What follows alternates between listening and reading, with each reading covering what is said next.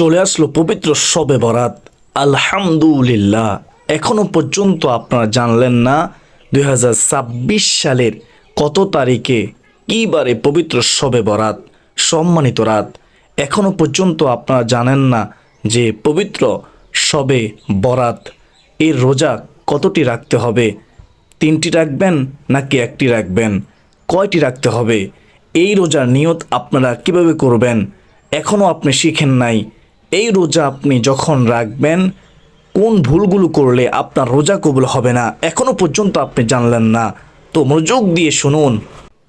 আপনারা এখনও পর্যন্ত জানলেন না যে এই পবিত্র শবে বরাতে কত রাকাত নফল নামাজ পড়বেন, নামাজের নিয়ত কিভাবে করবেন, নির্দিষ্ট কোনো সূরা আছে কিনা, নির্দিষ্ট কোনো নামাজ আছে কিনা, নির্দিষ্ট কোনো নিয়ম আছে কিনা এখনও আপনি জানলেন না।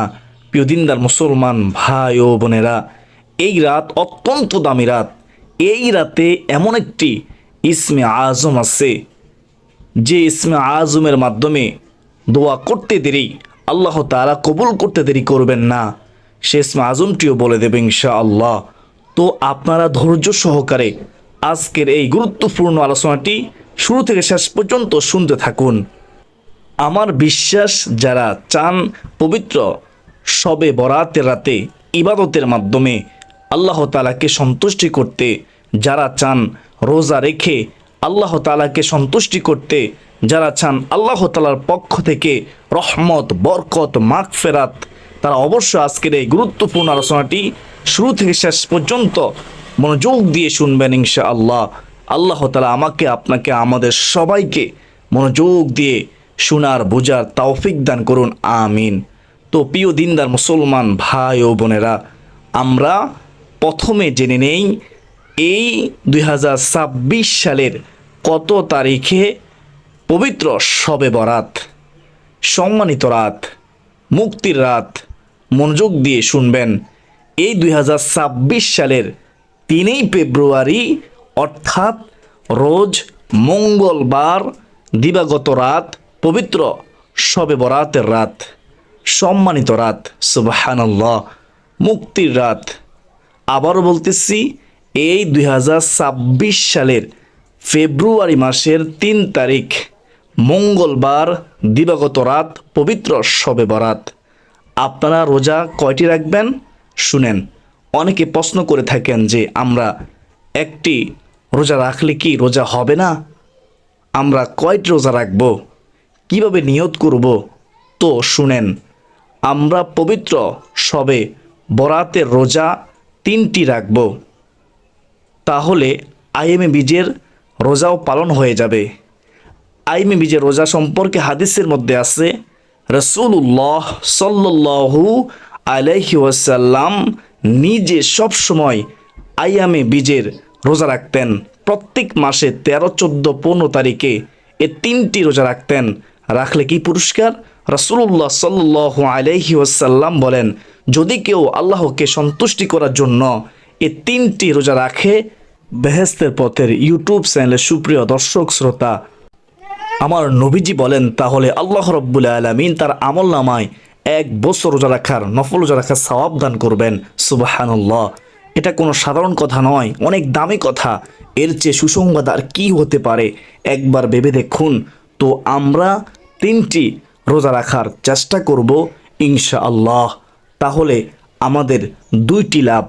একটি লাভ হচ্ছে আমরা আয়ামে বীজে রোজা রাখার কারণে বিগত 1 বছর নফল রোজা রাখার সওয়াব আমাদের আমলনামায় আল্লাহ তাআলা দান করবেন। 2 নম্বর লাভ হচ্ছে আল্লাহ তাআলা আমাদের প্রতি খুশি হয়ে আমাদের গুনাহ আল্লাহ তাআলা ক্ষমা করে দিবেন, আমরা নিষ্পাপ মাসুম হয়ে যাব। সুবহানাল্লাহ। রাসূলুল্লাহ সাল্লাল্লাহু আলাইহি ওয়াসাল্লাম আমাদেরকে শবে বরাতে রোজা রাখার জন্য হাদিসের মাধ্যমে আমাদেরকে উৎসাহিত করেছেন। তো আমরা রাখার চেষ্টা করব ইনশাআল্লাহ। তো অনেকে 3টি রোজা রাখতে পারেন না, হতাশ হবেন না। আপনার পক্ষে যদি সম্ভব না হয়, আপনি কমপক্ষে 14 শাবান দিবাগত রাতে আপনি ভোরাতে সেহরি খেয়ে 15 শাবান শবে বরাতের দিন আপনি বুধবারে একটি রোজা রাখবেন, তাহলেও শবে বরাতে রোজা পালন হবে, রোজার সওয়াব আপনি পেয়ে যাবেন ইনশাআল্লাহ। আল্লাহ তাআলা খুশি হবে, আপনার জীবনের সমস্ত গুনাহ মাফ হবে, আল্লাহ রাসূল সাল্লাল্লাহু আলাইহি ওয়াসাল্লামের সুন্নত আদায় হবে ইনশাআল্লাহ। 3টি রোজা রাখা হচ্ছে নফল, একটি রোজা রাখা হচ্ছে সুন্নাহ। তো আশা করি সকলে বুঝতে পেরেছেন, রাখার চেষ্টা করবেন ইনশাআল্লাহ। যদি সম্ভব হয় রোজার নিয়ত কিভাবে করবেন, আমি আল্লাহ তাআলাকে সন্তুষ্টি করার জন্য আগামীকাল নফল রোজা রাখার নিয়ত করলাম, এইভাবে নিয়ত করলেই হয়ে যাবে ইনশাআল্লাহ। রোজা রেখে যে ভুলগুলো করলে আপনার রোজা কবুল হবে না, এত কষ্ট করে রোজা রাখবেন, যদি কবুল না হয় এর চেয়ে খারাপ আর কি হতে পারে। আল্লাহ তাআলা খুশি হবে না, মনে রাখবেন। আপনি ভুলগুলো করলে রোজা রেখে ভুলগুলো করবেন না। ও মহিলা মা বোনেরা, অনেকে আছেন রোজা রেখে নামাজের প্রতি যত্নশীল না, আপনাদেরকে বলতেছি, রোজা রেখে নামাজ না পড়লে, রোজা রেখে আল্লাহকে খুশি করতে পারবেন না। নামাজ আদায় করবেন, রোজা রেখে অনেকে গীবত করেন, সাবধান, গীবত করবেন না। গীবত করা কবিরা গুনাহ, আর গীবত করলে আপনার রোজা আল্লাহ তাআলা কবুল করবে না, আপনি আল্লাহ তাআলাকে সন্তুষ্টি করতে পারবেন না। এই রোজার মাধ্যমে রোজা রেখে মিথ্যা কথা বলবেন না, রোজা রেখে অপর মুসলমানকে আপনি কষ্ট দিবেন না। সাবধান, রোজা রেখে আপনি অবশ্যই অবশ্যই বেশি বেশি করে নেক আমল করবেন। রোজা রেখে আপনি অবশ্যই চেষ্টা করবেন যেন আপনার দ্বারা কোনো কবিরা গুনাহ না হয়। রোজার আদব রক্ষা করার চেষ্টা করবেন। প্রিয় দিনদার মুসলমান ভাই ও বোনেরা, রোজা রেখে অনেকে আছেন নাটক সিনেমা দেখেন, ছবি দেখেন, অনেকে আছেন ছবি দেখেন। তো আপনারাও সাবধান হয়ে যান। যদি আপনি চান আপনার রোজা কবুল হোক, আল্লাহ তাআলা আপনাকে ভালোবাসুক, মোহাব্বত করুক, তাহলে রোজার আদব রক্ষা করুন। রোজা রেখে গুনাহ থেকে বেঁচে থাকার চেষ্টা করুন। ইনশাআল্লাহ অবশ্যই আল্লাহ তাআলা রোজা কবুল করবে, আপনার সকল সমস্যার সমাধান করবে, আপনার জীবনের সমস্ত গুনাহ মাফ করবে ইনশাআল্লাহ। প্রিয় দিনদার মুসলমান ভাই ও বোনেরা, তো মনে রাখবেন, এই শাবান মাস চলতেছে, এই শাবান মাসে রমজানের প্রস্তুতি নিতে হবে। রজব মাসে যখন চাঁদ দেখা যেত, চাঁদ দেখার সাথে সাথে রাসূলুল্লাহ সাল্লাল্লাহু আলাইহি ওয়াসাল্লাম রমজানের প্রস্তুতি নেওয়া শুরু করতেন, বেশি বেশি নফল রোজা রাখতেন। তো আমরাও নফল রোজা রাখার চেষ্টা করব ইনশাআল্লাহ। অনেক মা বোন প্রশ্ন করে থাকেন যে আমরা কয়টি নফল রোজা রাখব এই চলিত শাবান মাসে। তো শুনেন, যেহেতু রাসূলুল্লাহ সাল্লাল্লাহু আলাইহি ওয়াসাল্লাম এই শাবান মাসের সবচেয়ে বেশি রোজা রাখতেন, নফল রোজা রাখতেন। মা আয়েশা সিদ্দিকা রাদিয়াল্লাহু তাআলা আনহা তিনি বলেছেন, তো সেহেতু আমরা নফল রোজা রাখার চেষ্টা করব ইনশাআল্লাহ। আমরা প্রত্যেক সপ্তাহে কমপক্ষে সোমবারে একটি রোজা, বৃহস্পতিবারে একটি রোজা, মোট 2টি রোজা রাখার চেষ্টা করব। প্রতি সপ্তাহে 2টি রোজা, সোমবার বৃহস্পতিবার। এভাবে যদি আমরা এই শাবান মাসে রোজা রাখি এবং এই শাবান মাসের 13, 14, 15 তারিখে রোজা রাখি, তাহলে শাবান মাসের পরিপূর্ণ হক আদায় হবে। রাসূলুল্লাহ সাল্লাল্লাহু আলাইহি ওয়াসাল্লাম যে নফল রোজা রাখতেন সেটারও অনুসরণ করা হবে ইনশাআল্লাহ। তো রাখার চেষ্টা করবেন। আমার বিশ্বাস এতক্ষণ পর্যন্ত যারা মনোযোগ দিয়ে শুনেছেন তারা রোজা সম্পর্কে মোটামুটি বুঝতে পেরেছেন। সবাই কমেন্টে লিখুন আলহামদুলিল্লাহ, আলহামদুলিল্লাহ। তো চলুন আমরা সামনে এগিয়ে যাই। এখন আমরা জানব শবে বরাত সম্পর্কে কোরআন ও হাদিসে কি রয়েছে।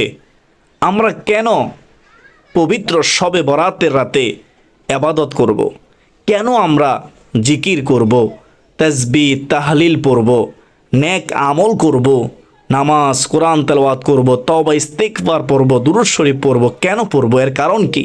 শুনেন, মনোযোগ দিয়ে শুনবেন, তাহলে আমার বিশ্বাস আপনারা ওই রাতের গুরুত্ব দিবেন, ওই রাতে আর অবহেলা করবেন না, অলসতা করবেন না। তারপর আমরা পবিত্র শবে বরাতের রাতে নফল নামাজের নিয়ম বলে দেব ইনশাআল্লাহ। শাবান মাসের 14 তারিখ দিবাগত রাতকে শবে বরাত বলা হয়।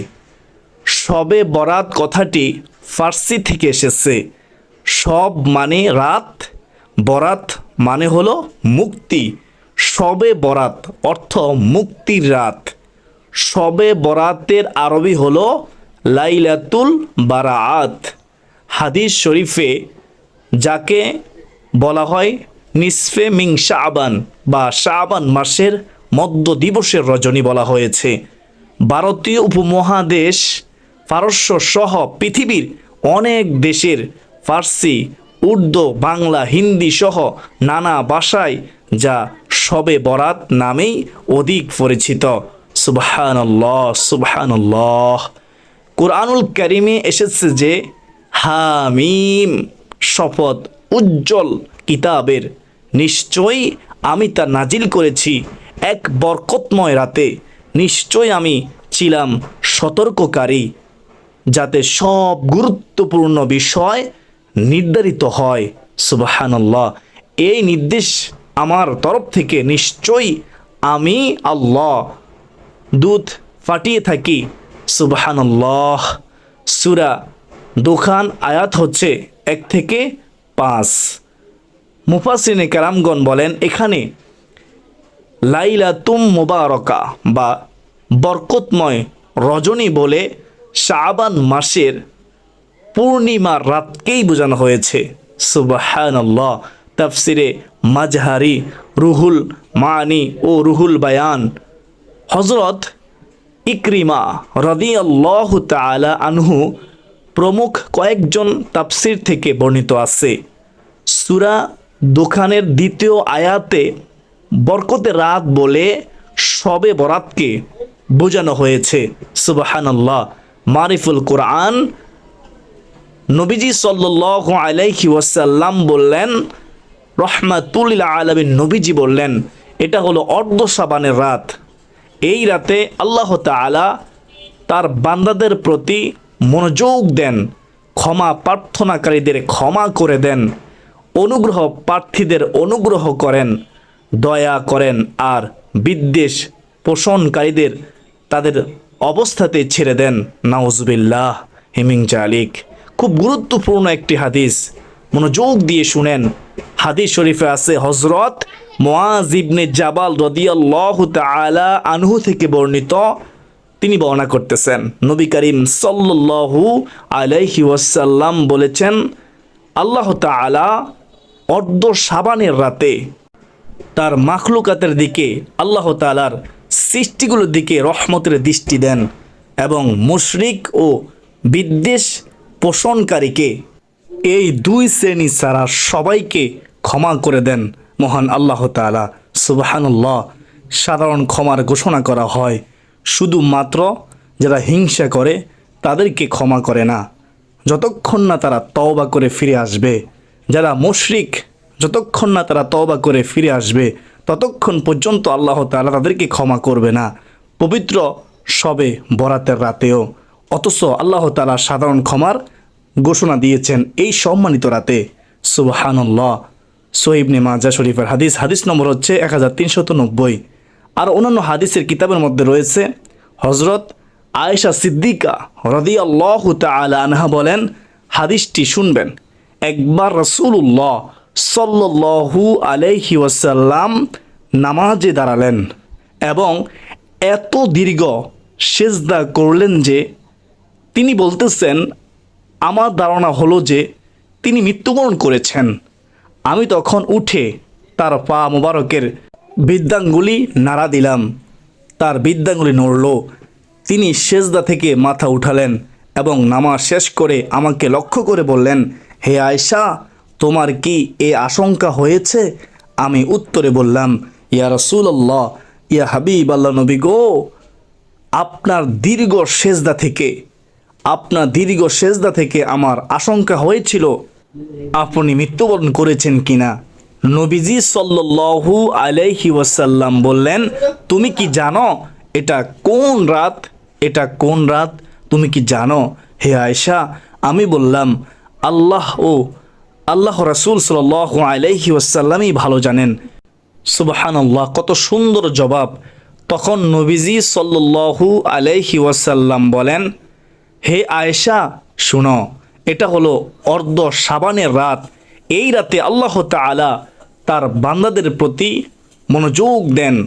সুবহানাল্লাহ, হে আয়েশা শুনো, ক্ষমা প্রার্থনাকারীদের আল্লাহ তাআলা ক্ষমা করে দেন এই পবিত্র রাতে। অনুগ্রহ প্রার্থীদের অনুগ্রহ করেন এই সম্মানিত রাতে, শবে বরাতের রাতে। আর বিদ্বেষ পোষণকারীদের তাদের অবস্থাতে ছেড়ে দেন, তাদেরকে ক্ষমা করেন না। নাউজুবিল্লাহি মিন জালিক।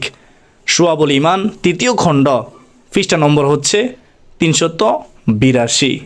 তো যারা হিংসা করেন এখনও সময় আছে, তওবা করুন। যারা শিরকের গুনাহের সাথে জড়িত এখনও সময় আছে, তওবা করে ফিরে আসুন। তা না হলে আপনার মতো হতভাগা কোফাল ফোরা এই জমির উপরে আর কেউ হতে পারে না।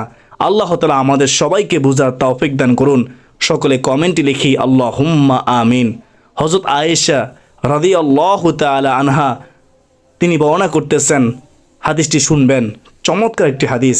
নবীজি সাল্লাল্লাহু আলাইহি ওয়াসাল্লাম এই রাতে মদিনার কবরস্থানে জান্নাতুল বাকিতে এসে মৃতদের জন্য দোয়া ও ইস্তিগফার করতেন। তিনি আরও বলেন, নবীজি সাল্লাল্লাহু আলাইহি ওয়াসাল্লাম তাকে বলেছেন, হে আয়েশা, এই রাতে বনি কালবের বেড়া বকরির পশমের সংখ্যার পরিমাণের চেয়েও বেশি সংখ্যক গুনাহগারকে আল্লাহ তাআলা ক্ষমা করে দেন, মাফ করে দেন। সুবহানাল্লাহ।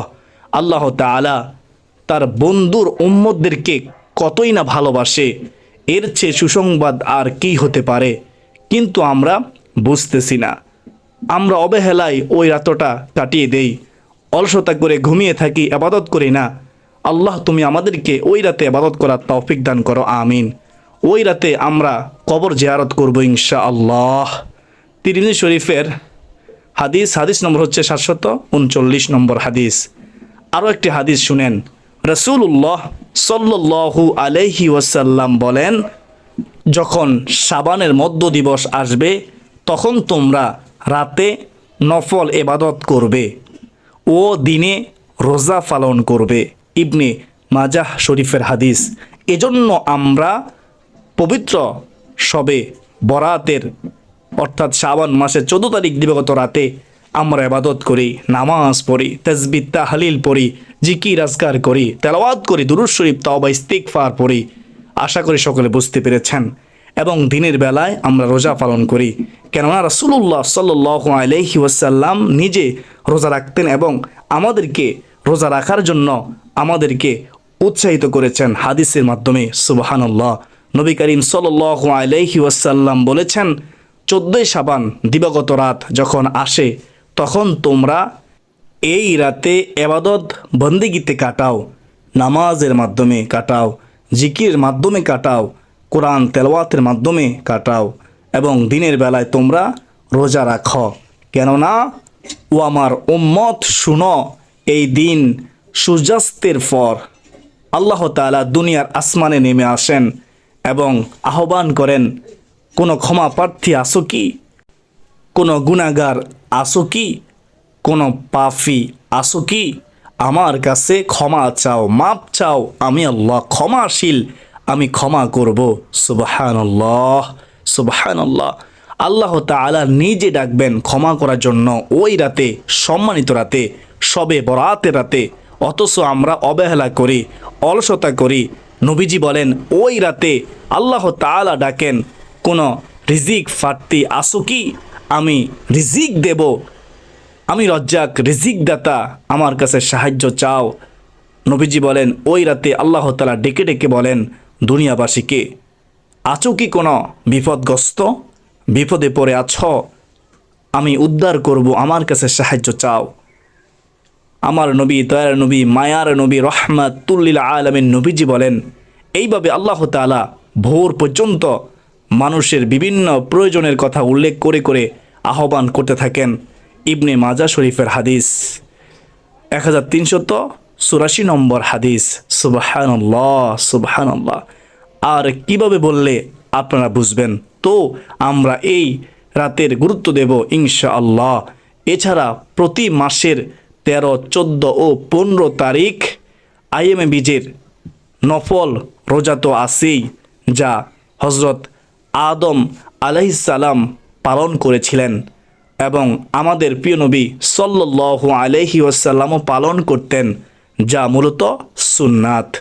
বিখ্যাত মুহাদ্দিস ফকিহ হাফিজ ইবনে রজব রাদিয়াল্লাহু তাআলা আনহু তিনি বলেন, এই দিনের রোজা আইয়ামে বীজের রোজার অন্তর্ভুক্ত। সুবহানাল্লাহ। এছাড়া এই মাসের প্রথম তারিখ, মধ্য তারিখ ও শেষ তারিখ নফল রোজা গুরুত্বপূর্ণ। সবে বরাতের রোজা এর আওতায়ও পড়ে। সওমে দাউদি পদ্ধতিতে একদিন পর একদিন রোজা পালন করলেও প্রতিটি বেজর তারিখ রোজা হয় এবং সবে বরাতের রোজার শামিল হয়ে যায়। সর্বোপরি রাসূলুল্লাহ সাল্লাল্লাহু আলাইহি ওয়াসাল্লাম রমজান মাসের পর রজব, শাবান মাসে বেশি বেশি নফল নামাজ ও নফল রোজা পালন করতেন। শাবান মাসে কখনো 10টি, কখনো 15টি, কখনো 20টি নফল রোজা, কখনো আরও বেশি রাখতেন। সুবহানাল্লাহ। এমনকি উম্মাহাতুল মুমিনিন বর্ণনা করেছেন রাসূলুল্লাহ সাল্লাল্লাহু আলাইহি ওয়াসাল্লাম শাবান মাসে এভাবে নফল রোজা রাখা শুরু করতেন যে মনে হতো তিনি আর কখনো রোজা ছাড়বেন না। মুসলিম শরীফের হাদিস। আল্লাহ তাআলা তুমি আমাদেরকে বুঝার তৌফিক দান করো, নফল রোজা রাখার তৌফিক দান করো, রমজান মাস আসার আগে রমজানের প্রস্তুতি নেওয়ার তৌফিক দান করো। শাবান মাসে চলতেছে, এই শাবান মাসের বরকত দান করো আল্লাহ। রজব মাস চলে গেল, রজব মাসের পরিপূর্ণ বরকত আমাদেরকে দান করো আল্লাহ। রমজান পর্যন্ত আমাদেরকে পৌঁছিয়ে দাও। বিশেষ করে আপনারা এই দোয়াটি পড়বেন। দোয়াটি কি? আল্লাহুম্মা বারিক লানা ফি রজাবা ওয়া শাবান ওয়া বাল্লিগনা রমাদান। অর্থ কি? চমৎকার অর্থ। হে আল্লাহ, আমাদের জন্য এই রজব মাসকে বরকতময় করুন এবং শাবান মাসকে বরকতময় করুন এবং রমজান পর্যন্ত পৌঁছিয়ে দিন। আল্লাহুম্মা আমিন। তো আশা করি সকলে বুঝতে পেরেছেন। আলহামদুলিল্লাহ, পবিত্র শবে বরাতের গুরুত্ব জানতে পেরেছেন। তো আপনারা গুরুত্ব দিবেন ইনশাআল্লাহ। তো এখন আপনারা পবিত্র শবে বরাতের রাতে যে কয় রাকাত নফল নামাজ পড়বেন, ওই নামাজের নিয়ত কিভাবে করবেন, নির্দিষ্ট কোনো নিয়ম আছে কিনা, নির্দিষ্ট কোনো সূরা আছে কিনা, 4 রাকাত পর কোন দোয়া ও জিকিরগুলো করবেন, কোন আমলগুলো করবেন এবং কোন ইসমা আজমটি পড়বেন এবং কিভাবে দুহাত তুলে চোখের পানি ছেড়ে দিয়ে আল্লাহ তাআলার কাছে দোয়া করবেন, যেভাবে দোয়া করলে আল্লাহ তাআলা দোয়া কবুল করবেন, গুনাহ মাফ করবেন, বিপদ আপদ দূর করবেন, সকল সমস্যার সমাধান করবেন। আল্লাহ তাআলা আমাদের ডাকে সাড়া দিবেন ইনশাআল্লাহ। আল্লাহ তাআলা খুশি হবে। তো মনোযোগ দিয়ে কষ্ট করে শেষ পর্যন্ত শুনেন। আমি এখন বলবো ইনশাআল্লাহ আজ্জা ওয়াজাল্লাহ। পবিত্র শবে বরাতের রাতে, সম্মানিত রাতে, অর্থাৎ এই 2026 সালের 3 ফেব্রুয়ারি রোজ মঙ্গলবার দিবাগত রাতে পবিত্র শবে বরাত, ওই সম্মানিত রাতে আপনারা মাগরিবের নামাজের পর থেকে আমল করা শুরু করবেন, নামাজ পড়া শুরু করবেন। তো এশার নামাজ পড়বেন, এশার নামাজের পরে আবার আপনারা নফল নামাজ পড়বেন। এভাবে ফজরের আগে তাহাজ্জুদ নামাজ পড়বেন, তারপর ফজর দিয়ে আপনারা ওই রাতটা অতিবাহিত করবেন ইনশাআল্লাহ আজ্জা ওয়াজাল্লাহ। তো শুনেন, প্রথমত মাগরিবের নামাজ আপনারা আদায় করবেন, পুরুষেরা জামাতের সাথে, মহিলারা ঘরের মধ্যে। 3 রাকাত ফরজ, 2 রাকাত সুন্নত আদায় করার পরে আপনারা 2 রাকাত করে কমপক্ষে 6 রাকাত সালাতুল আওয়াবিন নামাজ আদায় করবেন। অত্যন্ত দামি একটি নফল নামাজ নবীজি পড়তেন, আমাদেরকে পড়ার জন্য হাদিসের মাধ্যমে উৎসাহিত করেছেন। প্রিয় দিনদার মুসলমান ভাই ও বোনেরা, সালাতুল আওয়াবিন নামাজের নিয়ত আমি আল্লাহ তাআলাকে সন্তুষ্টি করার জন্য 2 রাকাত সালাতুল আওয়াবিন নামাজ পড়ার নিয়ত করলাম। আল্লাহু আকবার, এইভাবে নিয়ত করলেই হয়ে যাবে। তারপর আপনি যে কোনো সূরা দিয়েই এই 2 রাকাত করে সালাতুল আওয়াবিন নামাজ পড়তে পারেন। নির্দিষ্ট কোনো সূরা নেই, নির্দিষ্ট কোনো নিয়ম নেই। আশা করি বুঝতে পেরেছেন। তো তারপর এশার নামাজ যখন সময় হবে, এশার নামাজ পড়বেন। বিতির নামাজ আদায় করবেন না। বিতির নামাজ একেবারে শেষে সকল নামাজ, ইবাদত, জিকির আজকার, কোরআন তেলাওয়াত সব কিছু শেষ করে আপনি তাহাজ্জুদ নামাজের পরে ফজরের পূর্বে বিতির নামাজ আদায় করবেন। তো বিতির নামাজ আদায় করবেন একেবারে শেষে। আশা করি সকলে বুঝতে পেরেছেন। তো এশার নামাজ 4 রাকাত সুন্নত, 4 রাকাত ফরজ, 2 রাকাত সুন্নত আদায় করার পরে আপনারা কি করবেন? সবে বরাতের রাতের নফল নামাজ আদায় করবেন। প্রথমে 2 রাকাত সালাতুল হাজত নামাজ আদায় করবেন।